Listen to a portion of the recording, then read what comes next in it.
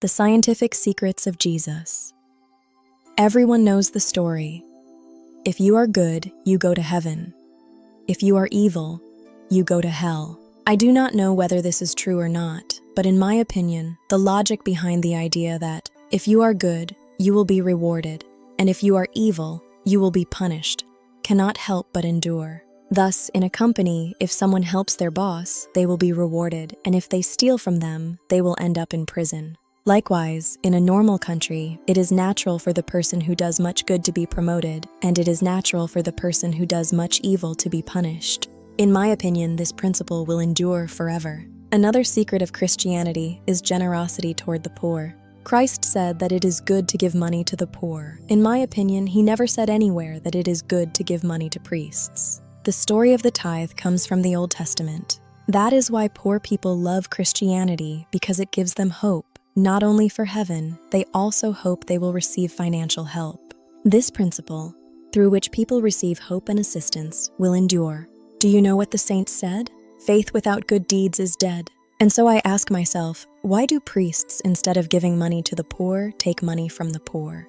The greatest secret of Christianity is love. Sometimes love brings love. Not always, I admit. Let me tell you a real example. When two men were arguing and were about to fight over a beer, I spoke to them about love, about God. And I offered to buy each of them a beer, and the argument stopped. This event is real. Sometimes, love truly brings love.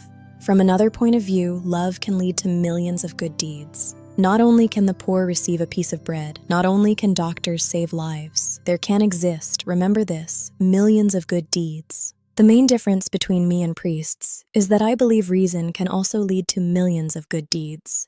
You may love as much as you want, but if you are not a doctor and you do not have science on your side, you cannot save anyone. When millions were dying from the plague, for example, it was neither priests nor poets who saved you, it was scientists. The same with cholera, the same with leprosy, the same with diabetes, and so on.